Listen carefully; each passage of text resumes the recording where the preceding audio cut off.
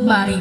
Nggak bisa baring, gerakkan jempol kaki setiap takbir. Nggak bisa jempol kaki, gerakkan mata. Nggak bisa mata, gerakkan bibir. Nggak bisa bibir, gerakkan lidah. Nggak bisa lidah, ucap dalam hati. Nggak bisa dalam hati, mati berarti.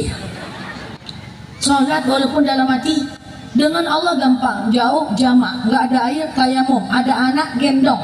Nggak bisa tegak, duduk. Gampang dengan Allah. Tapi ingat bu, berurusan manusia pak, nggak semudah berurusan dengan Allah. Dosa dengan manusia tidak akan selesai dengan sholat taubat, tak selesai dengan ibadah, tak selesai dengan ibadah sepanjang malam. Dosa dengan manusia hanya bisa selesai kalau kita salah, kita minta maaf. Ingat, minta maaf dengan Allah nggak sama dengan minta maaf kepada manusia. Kalau minta maaf kepada Allah silahkan buka aib kita, nggak apa-apa. Ya Allah maaf ya Allah, bapak-bapak. Kata Pak Ustadz, kalau ketemu uang di jalan taruh ke masjid. Tadi sih ketemu uang 20.000 ya Allah, udah jalan kaki ke masjid, lewat salah lauk, terbeli salah ya Allah, maaf ya Allah. Kalau dengan Allah minta maaf pak, buka saja aib, nggak apa-apa. Ibu-ibu, ya Allah maaf ya Allah, tadi pagi saya nyari uang suami sedikit ya Allah, rencananya sore ya lagi ya Allah. Kalau dengan Allah tuh buka saja aib, nggak apa-apa. Tapi ingat, minta maaf dengan manusia, tutup aib, jangan buka. Bu, saya minta maaf ya. Minta maaf kenapa? Pokoknya salah khilaf, saya minta maaf. Titik, gitu aja pak. Jangan ibu-ibu tambah bu. Bu, saya minta maaf ya. Minta maaf kenapa? Kemarin saya jalan dengan suami ibu 3 malam. Jangan berkelahi nanti ya. Manusia itu tidak sama dengan Allah bu. Manusia kalau dia tahu aib kita, udah pasti belum tentu dia maafkan. Kalau Allah dia tahu aib kita, pasti dia maafkan. Bu, saya minta maaf ya. Minta maaf kenapa? Pokoknya saya minta maaf. Gitu aja. Jangan ibu sebut salah ibu. Kemarin waktu ibu tak datang kami ceritakan ibu. Siapa-siapa juga kalian. Atunya abu kelahi nanti. Ingat, ada 3 aib yang wajib kita jaga. Pertama aib kita. Kedua aib orang lain. Yang ketiga aib orang yang meninggal dunia. Kemarin ada jemaah yang bertanya, Ustazah saya mau nanya, iya. Saya tinggal di Pekanbaru, dia nelpon saya, iya. Suami saya di Medan. Oke, pertanyaannya apa? Pertanyaannya Ustazah, selama suami saya di Medan, saya khilaf dengan laki-laki lain di Pekanbaru. Oke, berapa lama khilafnya? Setahun Ustazah. Lama khilaf bu, saya. Oke lah khilaf ya. Terus pertanyaannya apa? Pertanyaannya Ustazah, sekarang saya udah balik dengan suami saya udah rukun dengan suami saya. Pertanyaannya adalah, ngaku enggak saya ke suami saya bahwa saya pernah khilaf? Mantap pertanyaannya. Saya jawab, Bu, cukup saya orang terakhir yang ibu ceritakan aib ibu. Jangan lagi ibu ceritakan aib ibu kepada orang lain. Yang penting ibu sudah berubah. Ustazah, tapi saya menyesal. Ganti penyesalan dengan taubat. Ustazah, tapi masa lalu saya buruk. Dalam Islam Allah tidak peduli dengan masa lalu kita. Yang paling penting adalah bagaimana kita sekarang dan bagaimana kita di masa yang akan datang. Dalam agama kita, yang lalu biarlah berlalu. Kita bangun hari yang baru. Karena tak ada orang baik yang tak punya masa lalu yang buruk, dan tak ada orang buruk yang tak punya masa depan yang baik. Siapapun kita hari ini, kita berhak untuk jadi baik. So, yang lalu biarlah berlalu. Umar bin Khattab, bu, pernah ingin membunuh Rasul, akhirnya masuk surga juga. Umar bin Khattab pernah ingin membunuh anaknya Hafsah hidup-hidup, yang akhirnya jadi istri Rasulullah, masuk surga juga. Yang lalu biarlah berlalu. Kita bangun hari yang baru. Minta maaf dengan manusia, tutup aib. Masalahnya adalah minta maaf dengan manusia itu cuma 2 tempatnya. Pertama, minta maaf di dunia. Yang kedua adalah minta maaf di padang mahsyar. Kalau kita nggak mau minta maaf di dunia, kita akan mencari orang-orang yang pernah kita zolimi, orang-orang yang pernah kita fitnah, orang-orang yang kita buka aibnya. Kita akan mencari mereka di padang mahsyar. Tak pakai baju kita mencarinya, matahari sejengkal di atas kepala. Pertanyaannya, gimana kita mau cari orang itu sementara mencari kawan di pasar kaget aja pening kepala kita. Kita akan cari orang-orang yang kita anggukkan. Ingat bapak ibu, mengangguk gosip. Jangan asal mengangguk, ini wajah-wajah ngangguk semuanya. Nggak usah ngomong apa-apa, ngangguk aja gosip. Nih saya cerita, suatu ketika ada orang lewat di depan rumah Aisyah. Orang ini pendek, bulat, padat, hidup lagi. Jadi Aisyah tuh merasa orang ini lucu. Aisyah ngomong kepada Rasul, ya Muhammad ta'al, kesini Muhammad. Ada apa Aisyah? Unsur ya Muhammad, innahu mudahik. Tengok Muhammad, itu ada orang lucu betul. Apa kata Muhammad? Uskuti ya Aisyah, diam kau Aisyah. Ngapa pula diam ya Rasul? Kan betulnya dia lucu. Apa kata Muhammad? Kau ceritakan saudaramu walaupun betul, tapi kan dia nggak suka dibilang kayak gitu, termasuk gosip. Lalu Aisyah bertanya, matal ghibah ya Muhammad, apa batasan gosip ya Muhammad? Apa kata Muhammad? Hatta qalas na'am, engkau mengangguk saja gosip.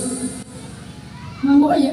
Tengoklah tuan, ibu tu semenjak suaminya tak di rumah, banyak anak bujang depan rumahnya. Astagfirullahaladzim, iya pula ya. La ilaha illallah, iya pula ya. Gosip. Makanya nas mengangguk ini wajah ngangguk semuanya. Jadi caranya gimana Ustazah? Masa geleng-geleng? Ya nggak geleng-geleng, caranya ditolak. Misalnya ibu cerita tentang ibu sebelah, Ustazah teman saya tuh udahlah jarang datang pengajian, sekali datang dia menung-menung aja Ustazah.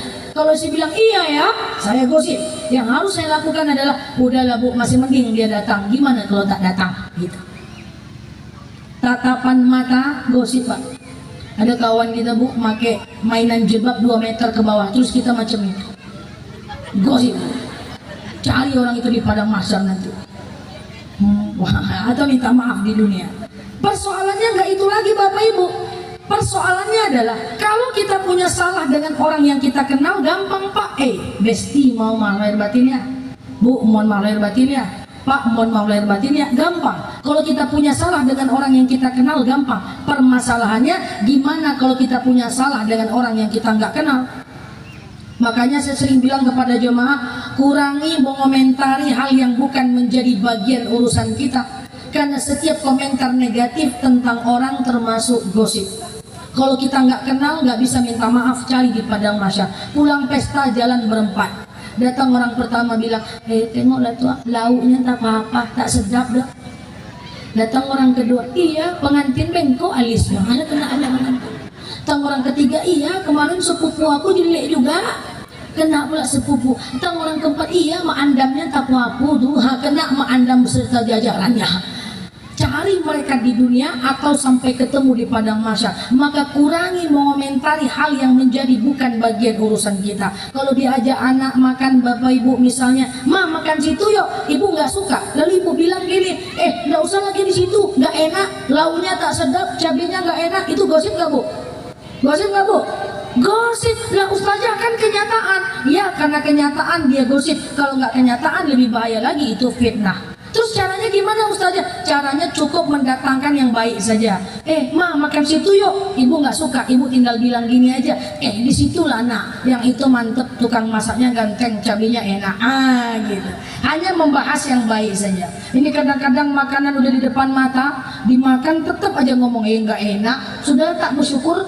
Kemudian ngosipin tukang masak pula, masalahnya habis pula itu. Jadi hati-hati, jangan mengomentari hal yang bukan menjadi bagian urusan kita. Kalau makan dengan anak menantu di luar, makan aja lah ya, jangan tengok-tengok meja sebelah. Ini makan di luar, tengok meja sebelah, tengok tuh apa bapak tuh, ngapa bapak tuh, ngapa tuh, gemuk mulutnya. Ya. Habis itu cari dia ke padang mahsyar, kemana mau nyari dia?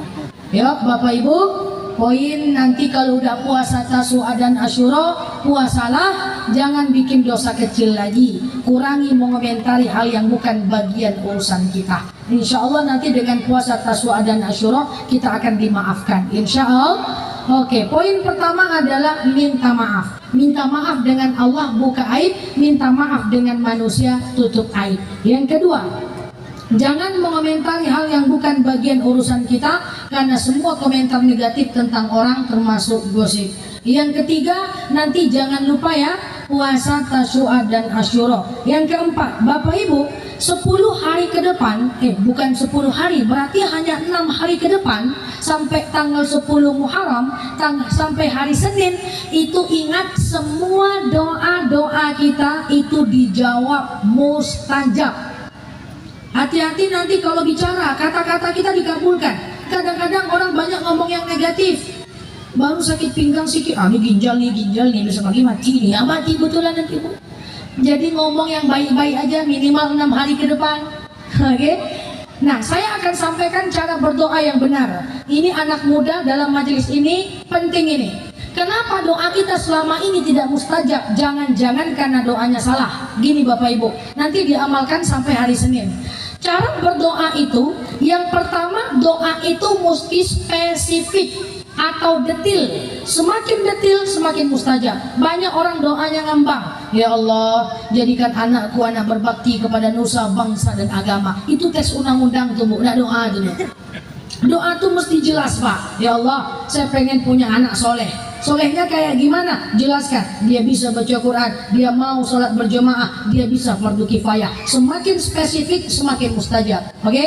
Ya Allah, saya pengen punya suami soleh. Kayak gimana solehnya? Jelaskan Bu. Masalahnya poligami soleh juga Bu. Nah, jelasin. Nah, dia bisa jadi imam, dia aktif sosial kematian, dia bisa mimpin yasin. Doa semakin spesifik semakin mustajab. Ibu bapak doa pernah minta rezeki? Sering ya? Nih saya sampaikan 10 sahabat yang Allah jamin masuk surga minta rezeki, dia sebut angkanya spesifik. Utsman bin Affan pernah berdoa, ya Allah aku pengen keuntungan dagangku bulan depan 100 dirham. Ali bin Abi Thalib pernah berdoa, ya Allah aku pengen keuntungan dagangku bulan depan 100 ekor unta. Abu Bakar pernah berdoa, ya Allah aku pengen keuntungan dagangku bulan depan 1000 dinar. Berdoa minta rezeki, dia sebut angkanya. Datang jemaah saya orang Pekanbaru, Ustazah, kata Ustazah kalau hujan lebat doa kita mustajab. Saya bilang iya. Emangnya kenapa Bu? Jadi waktu hujan lebat tuh Ustazah, saya ambil kursi, saya taruh ke teras saya, lalu saya angkat tangan saya berdoa, ya Allah aku pengen rezeki saya seluas samudra, sedalam lautan, sebanyak rintitan air hujan. Saya bilang tuh puisi itu nggak ada doa itu dong. Doa itu minta rezeki, sebutkan angkanya. Itu cara berdoa sesuai sunnah. Bapak Ibu pernah doa sebut angka? Patutlah. Nah, spesifik. Sebutkan angkanya, minta doa sama Allah. Itu gaya doanya para sahabat. Saya mimpin jemaah umroh, setelah umroh saya lengketkan hidung mereka itu ke Ka'bah, ke Kiswah. Saya teriak dari belakang, ayo ibu-ibu doa sama Allah. Ini tempat mustajab doa. Kalau ibu berdoa harus akan bergoncang. Lalu kemudian doa dia menangis-nangis Pak. Karena saya masih muda, saya iseng sedikit Pak. Saya nguping, apalah doa emak-emak. Saya nguping ternyata Pak, doanya tak ada yang betul Pak. Ngambang semua. Saya kumpulkan lagi. Ibu ini kemana nih doanya kok ngambang semua? Doanya macam tadi, ya Allah, Engkau tahu yang terbaik, kasih yang terbaik. Sekian, terima kasih. Ya Allah, Engkau tahu apa isi hatiku, kabulkan ya Allah. Ya Allah, jadikan anakku yang berbakti kepada nusa, bangsa dan agama. Doanya semua ngambang. Saya bilang, apa kata mereka? Tidak tahu kami apa yang mau kami sebut saja. Bayangkan itu. Saya bilang, yuk kita balik ke hotel, catat maunya apa, dan besok kita balik lagi ke sini, kita doa, baca apa yang kita catat. Anak muda, ini penting. Doa ad-doa tughayyiru takdir, doa merubah takdir.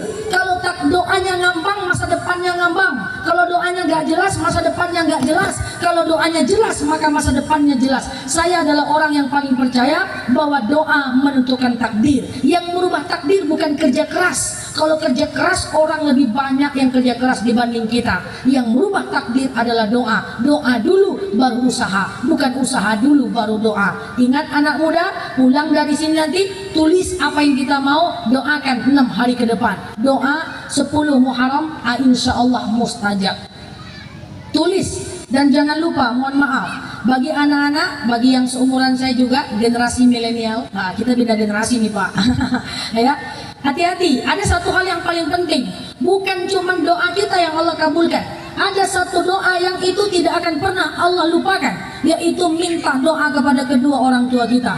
Kemarin teman saya nelfon, Nel, gimana caranya biar sukses di usia muda? Saya bilang, kamu mau suksesnya jalan biasa atau jalan VIP? VIP lah. Oke, kalau mau VIP satu caranya. Apa caranya Nel? Senangkan hati orang tuamu, maka dunia akan di tanganmu.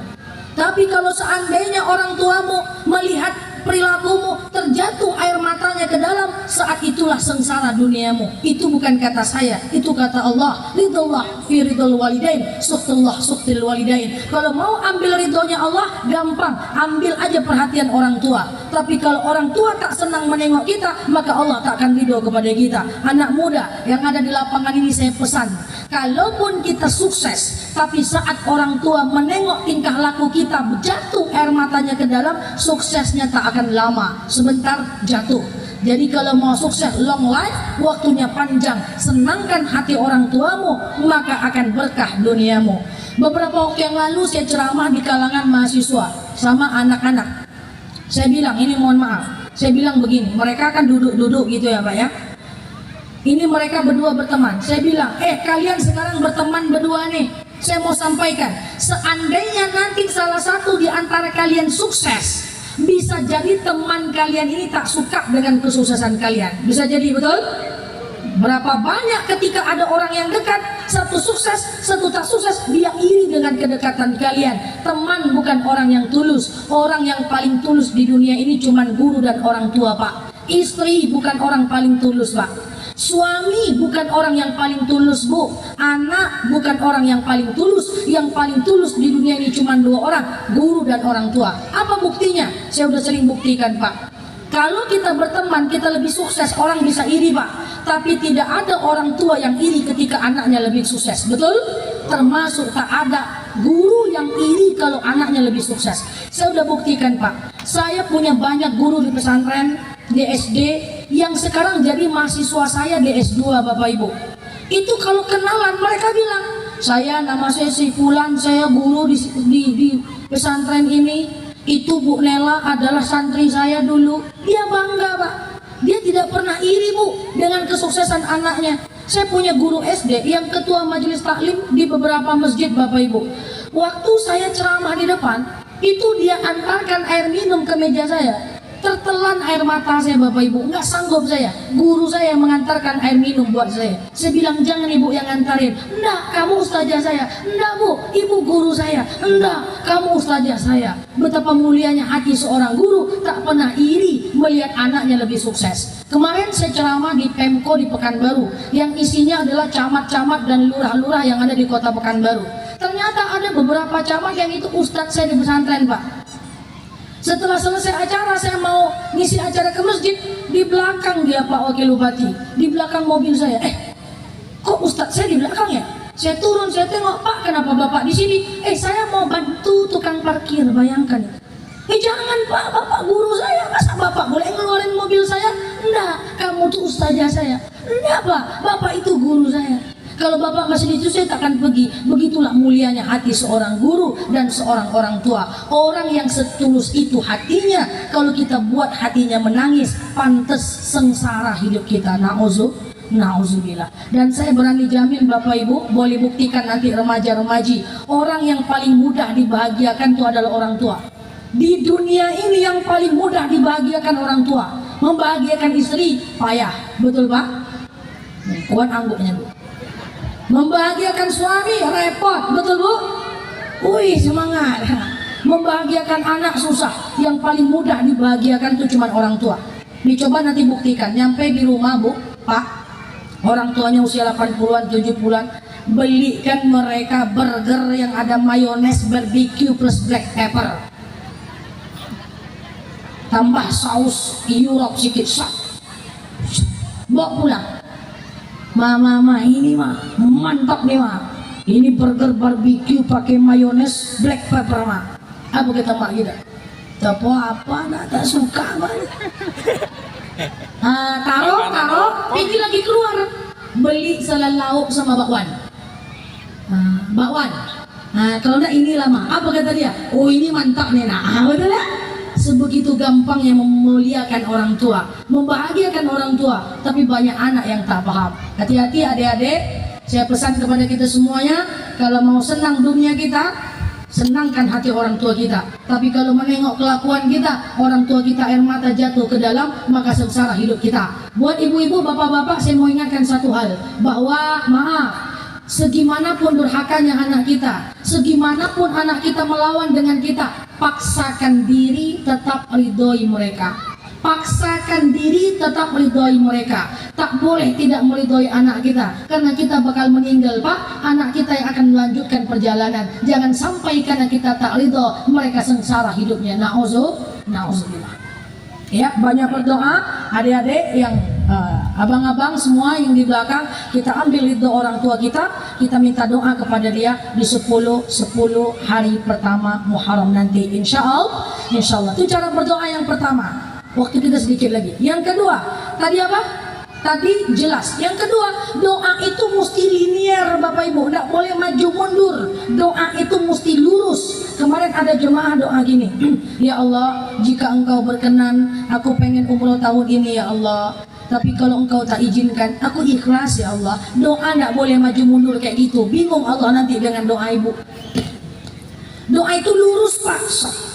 Ya Allah, saya pengen umroh tahun ini ya Allah. Kurang uangnya 5 juta lagi ya Allah. Tambahkan ya Allah, aku rindu dengan Ka'bahmu ya Allah. Titik, gitu aja. Jangan ditambah. Tapi kalau enggak apa-apa doa ya Allah. Jangan gitu. Nanti doanya saja. Teman saya kehilangan emas 12 emas. Lalu kemudian saya bilang kepada dia, kamu pergi sholat hajat 2 rakaat. Lalu setelah sholat kamu kemudian minta doa kepada doakan supaya emas kamu ketemu. Pergilah dia sholat hajat. Setelah sholat kemudian dia berdoa, ya Allah, ya, saya tanya, kamu doa kamu apa? Saya gini Ustazah, ya Allah, emas saya hilang ya Allah, ketemukan emasku ya Allah, aku susah mendapatkannya ya Allah, tapi kalau itu yang terbaik menurut Engkau, aku ikhlas ya Allah. Tuhan pun pening nengok doa ibu, udah saya. Nggak gitu cara berdoa, doa tuh lurus, ya Allah, emasku hilang ya Allah, susah aku mengumpulkannya ya Allah, ketemukan emasku ya Allah, pakai ujung sikit please deh, gitu ya. Yang penting tuh lurus, nggak boleh mondar mandir, nggak jelas. Doa minta jodoh, hati-hati. Banyak orang doa minta jodoh salah. Coba, ada yang doanya kayak gini, ya Allah, aku suka dengan dia ya Allah, kalau dia baik dekatkan ya Allah, kalau dia tidak baik jauhkan ya Allah. Pernah dengar doa kayak gitu? Siapa ngajarin itu? Nggak gitu doa. Doa itu lurus. Ya Allah, aku suka dengan dia. Kalau dia baik, dekatkan ya Allah. Kalau dia tidak baik, kasih dia hidayah dan dekatkan ya Allah. Aku maunya dia ya Allah. Please deh. Nggak pakai please deh ya. Tapi maksud saya, doa itu lurus, nggak boleh mondar mandir. 1, jelas, spesifik. 2, lurus. Yang ketiga, doa itu jangan dipikir. Doa tuh doa aja Bapak Ibu, nggak usah mikir. Ya Allah, saya pengen umroh tiap tahun ya Allah. Dari mana duitnya ya? Jangan dipikir. Justru karena nggak mungkin tuh makanya doa. Kalau mungkin nggak perlu doa, kerjakan aja. Doa itu nggak usah mikir, doa aja, gratis. Kan Allah udah berjanji, iza arada syai'an ayakuna lahu kun fayakun. Doa nggak usah mikir, karena nggak mungkin makanya perlu doa. Kalau mungkin kerjain aja, nggak usah doa. Orang semakin tinggi doanya, semakin tinggi tauhidnya, semakin tinggi doanya, semakin tinggi tingkat kepercayaan kepada Allah. Semakin rendah doanya, semakin tak bagus tauhidnya, semakin rendah tingkat kepercayaan kepada Allah. Jadi mulai hari ini banyak berdoa, perbaiki cara doanya. Saya sampai hari ini di tas saya masih ada notebook. Kalau saya pengen sesuatu, saya doa, dan insya Allah Allah kabulkan. Ini contoh boleh ditiru untuk adik-adik semua. Kalau saya doa ekstrim Pak, ekstrim doa saya Pak. Saya kalau doa gini Bapak Ibu, ini referensi aja, kalau mau dicontoh boleh, kalau tidak nggak apa-apa. Saya doa ekstrim, gini doa saya, ya Allah, saya pengen tamat S1 3,5 tahun aja ya Allah. Jelas ya. Saya pengen tamat S2 1 tahun 4 bulan aja ya Allah. Saya pengen tamat S3 1 tahun 8 bulan aja ya Allah. Ya Allah, saya pengen jadi dosen usia 22 tahun. Saya pengen sertifikasi usia 24 tahun. Saya pengen ya Allah doktor di usia 27 tahun. Saya pengen ya Allah mengumrohkan kedua orang tua saya sebelum umur 30 tahun. Ya Allah, saya pengen punya kendaraan di usia 23 tahun. Ya Allah, saya pengen bisa ngulang hafalan saya 30 juz setiap bulan. Ya Allah, saya pengen hafal 800 hadis per tahun. Ya Allah, saya pengen kali selesai dunia saya di usia 30 tahun. Itu doa spesifik, dan saya doakan Allah kabulkan. Jadi adik-adik nanti doanya kayak gitu, nggak boleh nggak jelas. Ini jangankan doa, cita-cita aja nggak jelas. Saya nanya kepada mahasiswa saya, kamu cita-cita kamu apa? Tenang Bu, di mana bumi dipijak, di situ langit dijunjung. Tak jelas cita-citanya.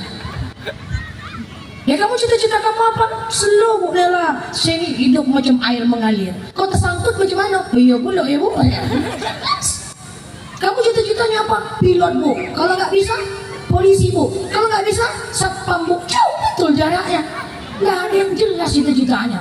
Karena cita-cita itu adalah doa, ya. Jadi nanti mulai ditulis doanya. letak di atas sejadah, minta doa sama orang tuanya, terutama buat anak muda. Insya Allah. Pertama Tasu'a dan Asyura. Yang kedua perbanyak doa menjelang tanggal 10. Yang ketiga, Bapak Ibu yang saya sayangi karena Allah, yang ketiga adalah cara berdoa. Yang ketiga adalah kita perbanyak membaca Al-Quran di 10 Muharram. Saya akan berikan cara mengkhatamkan Quran dalam 4 bulan, 1 bulan dan 10 hari. Baik Bapak Ibu yang saya sayangi karena Allah, sedikit lagi, kita tidak panjang-panjang. Nanti kalau panjang ditanya sama anak di rumah, Pak, apa ceramah ustazah terima? Tidak jelas mama nak, penting merah jilbabnya itu pula nanti. Kadang-kadang Pak, saya sore-sore itu pulang ceramah Pak Kades, ketemu dengan mak saya depan pintu. Dari mana mak? Dari kajian, dari pengajian nak. Nela dari mana? Habis ngisi kajian mak. Apa ceramah ustaz terima? Tidak jelas mama nak, penting ganteng ustaznya. Itu ingat dia lagi. Daripada kayak gitu, lebih baik kita tak usah panjang tapi ada yang bisa kita bawa pulang. Yang ketiga, perbanyak membaca Al-Quran di 10 hari pertama Muharram. Saya akan berikan cara khatam Quran yang gampang. Kalau Bapak Ibu pengen khatam Quran dalam 4 bulan, berarti setahun ada 3 kali khatam. 4 bulan khatam, 4 bulan khatam, 4 bulan khatam. Kalau mau khatam dalam 4 bulan, caranya adalah baca 2,5 lembar setiap hari. Setiap hari 2,5 lembar, 2,5 lembar, 2,5 lembar, 2,5 lembar. Insya Allah 4 bulan khatam, 2,5 lembar. Terus 4 bulan khatam.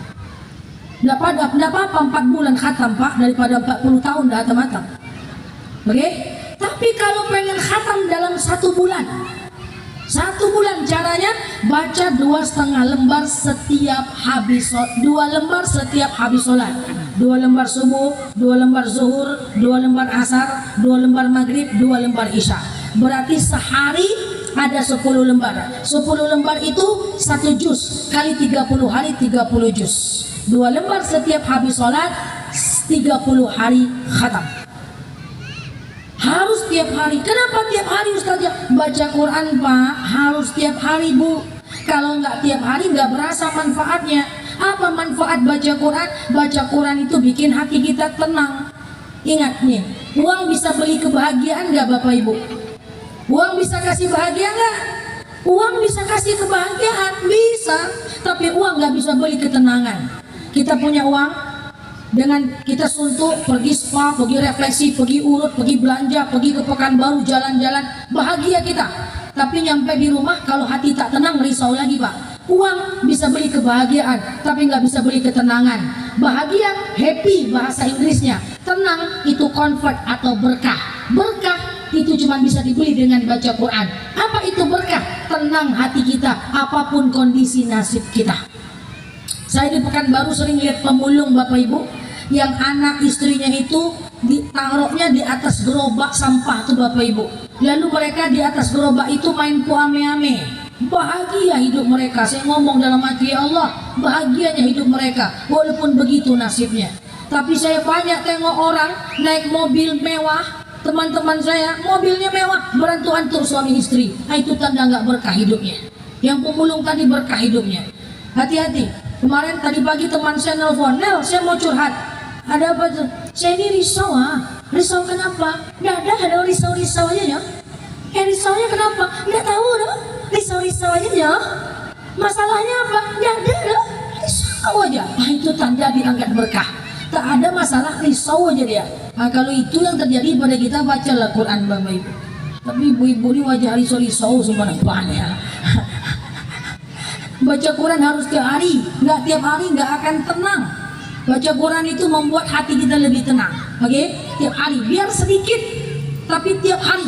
Jangan kayak jemaah saya, Ustazah, hari ini saya baca Quran 3 juz.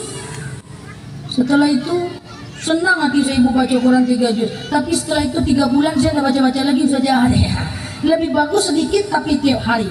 Mak saya minta bangunkan tahajud jam 2 malam. Mak bangun mak, tahajud mak. Oh iya nak, berapa rakaat tahajud mak? 8 rakaat nak, 2 aja dulu mak.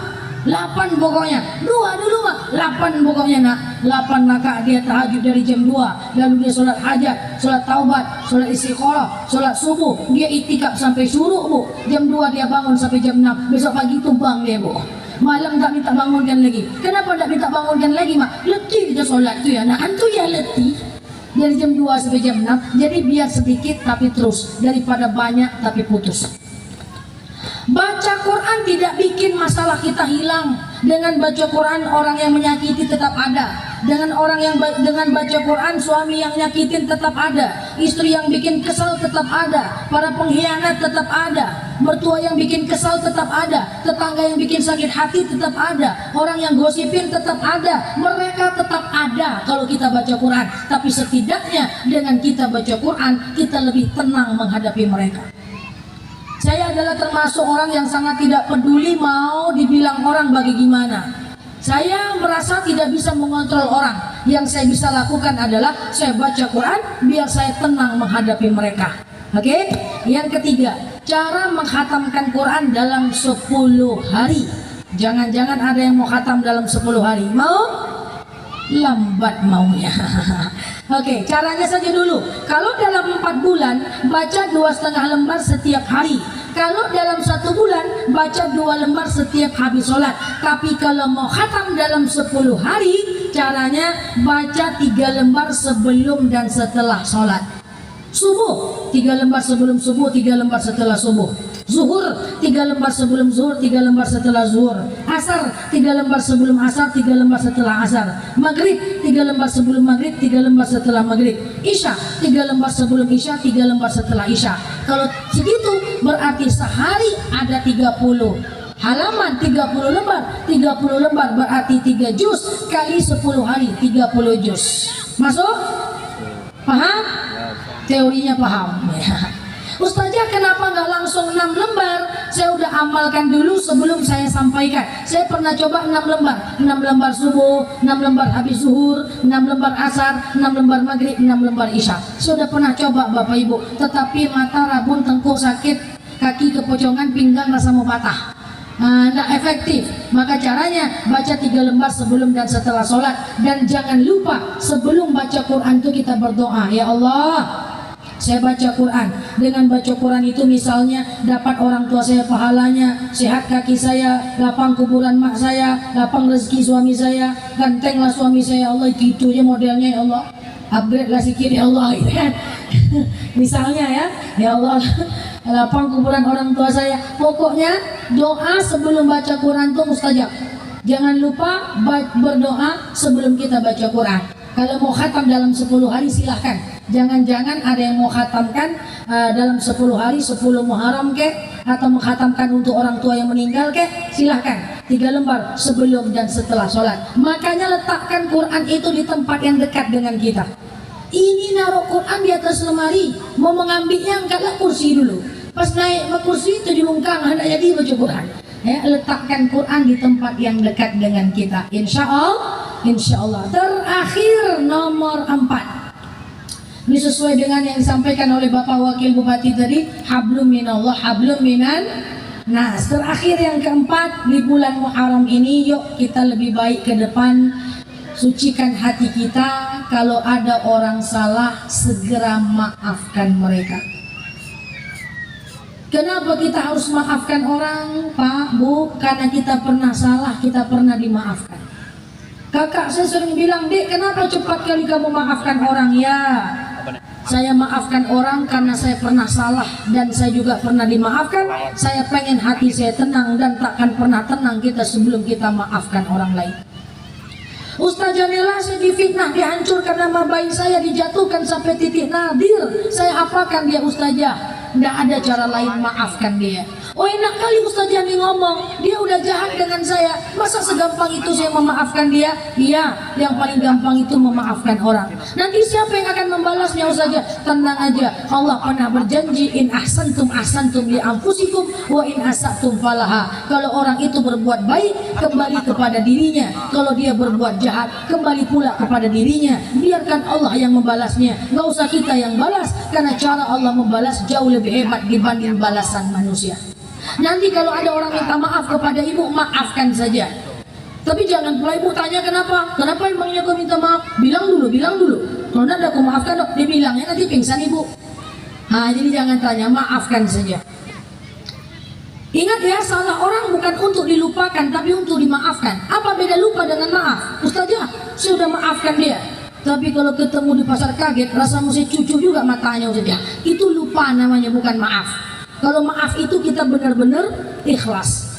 Kenapa? Karena kita pengen tenang dan kita pengen bahagia. Ibu-ibu, bapak-bapak yang saya sayangi karena Allah, hablum minan nas kita perbaiki. Dengan manusia itu banyak-banyak baik sangka, nggak boleh buruk-buruk sangka. Ini semua kita punya handphone ya, kita cek hati kita nih. Seandainya ada di antara kita setiap nengok status orang, status Facebook, Instagramnya jelek aja kita menengoknya, itu tanda kita punya penyakit hati. Nengok orang berfoto mesra dengan suaminya, alah, suami macam itu aja bangga. Aku udah 4 kali kau tak ganti suami, selo aja kau ya. Ini kita cek nih hati kita, ini mau haram nih bapak ibu, tak boleh lagi seperti ini. Nengok orang berfoto di depan rumah, di depan mobil barunya, alah, mobil baru aja bangga. Aku 4 lagi mobil orang parkir depan rumahmu, selo aja kau ya. Nengok orang berfoto depan rumah barunya, lah OKB orang kaya baru banyak kan. Kalau ada di antara kita yang begitu, saya punya saran, update status keluar lagi, jangan tengok-tengok juga status, bikin dosa. Karena status itu netral, foto itu netral pak, cuman kita yang melihatnya. Coba kita pandang dengan cara yang baik. Orang yang berfoto mesra dengan suaminya bisa jadi dia ingin menunjukkan betapa indahnya rumah tangga yang sakinah, betul? Bisa. Orang yang berfoto di depan mobil barunya bisa jadi dia ingin menunjukkan betapa indahnya rezeki yang halal dan ikhtiar serta kerja keras yang baik. Bisa? Bisa. Orang yang berfoto di depan rumah barunya bisa jadi dia ingin menunjukkan betapa indahnya kerja keras dari rezeki yang halal. Semua itu bisa kita pandang husnuzon, bisa kita pandang suuzon. Semua tergantung kepada kita. Banyak-banyak baik sangka bu. Nanti kalau ketemu dengan kawan di pasar, ibu sapa dia, bu, nggak nyaut. Bu, nggak nyaut. Bu, nggak nyaut. Udahlah, baik sangka aja lah. Jangan-jangan sedang hitung duit masuk, duit keluar dia. Banyak keluarnya. jangan malah takkan ku sapa boleh gitu. Ceritakan pula sama orang, kalau ketemu dia jangan sapa lagi dah. Ngapa tuh? Bikin sakit hati tuh nyo. Dua dosanya. 1 dosa suuzon, 2 dosa sakit, 2 dosa ngomongin orang. Saya dulu punya mahasiswa pak. Mahasiswa saya itu keriting, hitam, tinggi, kurus, hidup lagi pak. Udah gitu bu, kerjanya ngantuk terus bu. Sampai di rapat dosen tuh udah dibicarakan. Ada dosen ngomong dengan saya, Bu Nela, iya pak, dia ngajar, Bu Nela ngajar sama dia, iya pak. Kalau dia mahasiswa Bu Nela kasih aja lah diledek. Kenapa gitu pak? Dia ngantuk terus tuh katanya. Rupanya betul pak, masuk saya jam 8 ngantuk, masuk jam 12 ngantuk, masuk jam 4 ngantuk. Tapi kan kita ini harus tabayun klarifikasi pak, nggak boleh kita ngambil kesimpulan. Saya panggil ya, kamu sini nak. Kenapa bu? Kamu ini macam mana ini? Masuk jam 8 ngantuk, jam 7 ngantuk, jam 4 ngantuk, kapan kau kita ngantuk? Akhirnya dia bilang, Bu Nela, saya itu kerja saya satpam Bu Nela. Sip saya sip malam, ganti sip jam 7 pagi. Jangankan mandi makan aja saya nggak sempat Bu Nela. Tapi saya pengen juga kuliah bu, saya pengen sarjana bu. Ini di mata saya mahasiswa luar biasa. Tapi di mata teman saya itu mahasiswa yang malas. Kenapa kesimpulan kami berbeda? Karena cara pandang yang berbeda. Yang satu husnuzon, yang satu suuzon. Paham bapak ibu? Dulu mak saya sering ikut saya pengajian. Saya diserang nih Pak Wakil Bupati, banyak pertanyaan. Saya sedikit lagi materinya. Dulu mak saya sering ikut saya pengajian seperti ini. Cuman sekarang saya cuma dengan bapak saya. Belakangan mak saya nggak ikut. Cuman besok kami mau ke Pulau Muda, rencananya mak saya ikut. Dulu mak saya tuh sering protes dengan saya pak, karena saya suka muji orang. Di Pekanbaru tuh pak bu, ada tukang parkir perempuan. Di sini udah pak, ada pak belum ya? Mundur. Apa sih bilang sama mak saya? Mantap kakak tuh mak, mau dia ngerjakan pekerjaan yang dilakukan perempuan. Ceramah saya di Matahari, di Pekanbaru itu seluruh Matahari saya ngisi acaranya tiap minggu. Mantap mak, kakak-kakak tuh 8 jam dia tegak kerja sampai rusak kakinya, semangat dia kerja mak.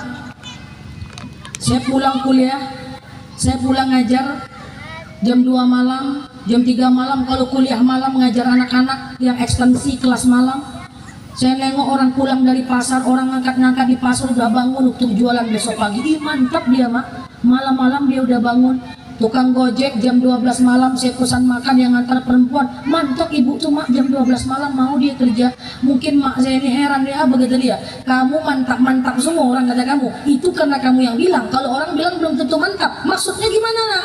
Maksudnya gimana mak? Misalnya nih orang nengok tukang parkir perempuan, mundur, mundur, mundur. Kalau orang cara pandangnya tak baik, bisa aja dia bilang kayak gini. Itulah nak sekolah kemarin. Coba kalau sekolah, takkan itu nasib dok mah. Bisa ya? Oh iya juga ya, saya baru sadar, oh iya juga ya mak gitu. Tengok orang yang kerja di matahari, itulah tak betul-betul. Nengok gojek jam 12 malam pulang, itulah perempuan kok malam-malam kerja. Kamu bilang mantap karena kamu nengoknya dengan cara pandang yang baik. Kalau tak baik bisa aja. Maka yuk kita belajar melihat sesuatu itu dari sudut pandang yang baik. Jauh-jauhkan suuzon, dekat-dekatkan husnuzon. Insya Allah. Baik Bapak Ibu, sebelum saya bacakan pertanyaannya, kita simpulkan sedikit. Yang pertama, kalau kita di atas rendahkan hati, kalau di bawah lapangkan hati, jangan pernah bandingkan nasib kita dengan nasib orang lain. Puasa Tasu'a dan Asyura bisa menghapuskan dosa kecil. Kalau punya salah dengan Allah gampang, tutup muka aib kita, minta maaf dengan manusia, tutup aib kita. Kurangi mengomentari hal yang bukan menjadi bagian urusan kita, karena setiap komentar negatif tentang orang termasuk gosip. Kemudian poin